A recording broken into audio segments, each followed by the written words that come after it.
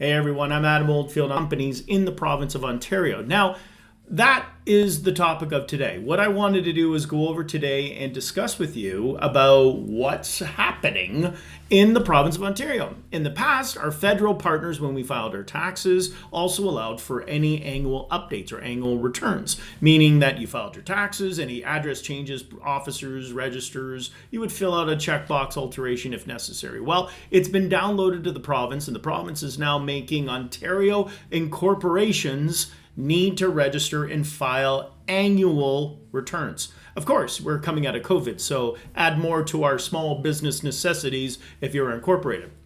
All right, so what do you do? Well, I stumbled across this, and I also have a little bit of experience of what to know and what to do in the case of a problem. All right, first go to Google, and we're going to type in Ontario Business Registry, and you'll see it's going to be one of the first options that come up. After we click it, you'll notice it comes to our Ontario website, and you'll see on this page a series of options of where to go. Now, just to be clear, I'm going to be talking about the process of how to do it yourself. You have the option of using a service provider, which will take you to one of these two companies. Now, this may be very much a great direction if you're just like, I don't want to handle this. But prepare to pay and wait for a cost to be associated with that. So this video, again, is about doing it yourself. So there's a little number 7, annual returns. We're going to click that. Brings you down to this area. This is where I stumbled across. So as of May 15, 2021, the CRA has stopped accepting annual corporation returns. And from May 15th to October 18th of 21, annual returns are due. We're exempt. However, starting in 2022, which is now, we have to start doing this. So if you haven't already, better jump on it. Okay, so this blue button is where we're going to begin.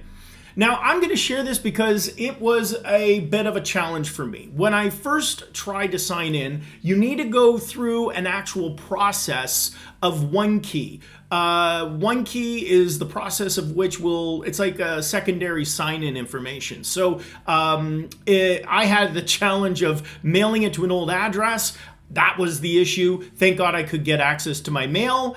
If you do not have access to an old address, or you do not remember the address of which it might be registered with the government, you can use those service providers. I think it was around $78 or $80, and they would assist in helping you update almost immediately. So assuming you get your one key login, this is where you will be able to sign in and have access to your information about your business. So when you enter your one key, this is the page you're going to be coming to. You'll see that there is a history below. These are the activities of all the changes that have been made. You can see I've made many changes in the last little while.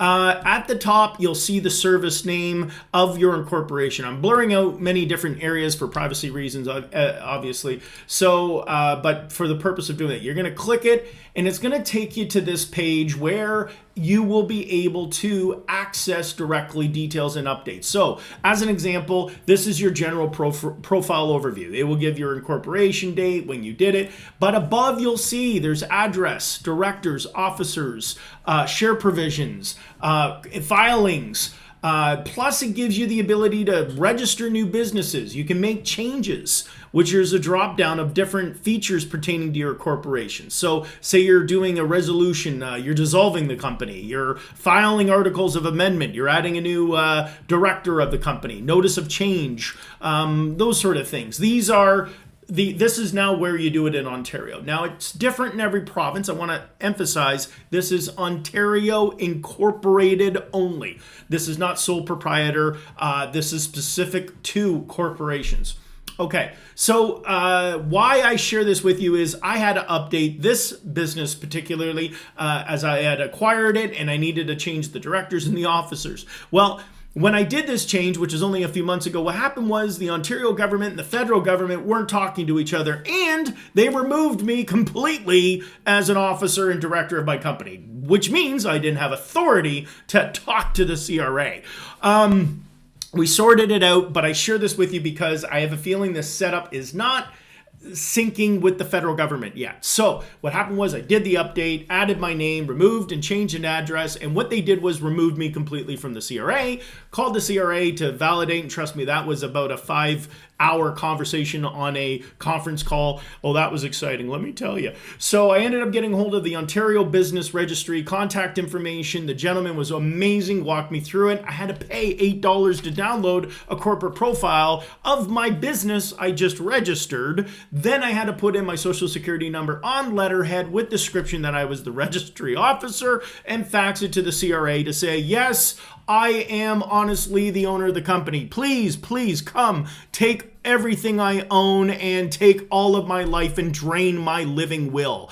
But I did that, and that's what happened. So sent it off, got it figured out. It took about 2 weeks before I was able to actually get me back onto the CRA. I share this with you because I was informed by the Ontario government that this is apparently a problem. Many businesses have gone through this, and then the directors and registers were deleted when they registered with this. So be aware of it, be cognizant. Hopefully it will be smooth as silk for you to be able to accomplish this side. So again, if you're not an incorporated company and you watched this video and you got this far, kudos to you, and I'm glad you got this far. It was boring as hell, I'm sure. But now we're able to use this information to hopefully keep your business updated, follow compliance, and more importantly, keep the government from fining you for doing such a simple administrative task. All right, I certainly hope this was at least entertaining, informative. I'm Adam Oldfield. Thanks so much for watching, and I certainly hope this helps. And if you know someone who's incorporated in the province of Ontario, please, you can share this video or let them know that they have to be thinking about this. All right, thanks for watching, everyone.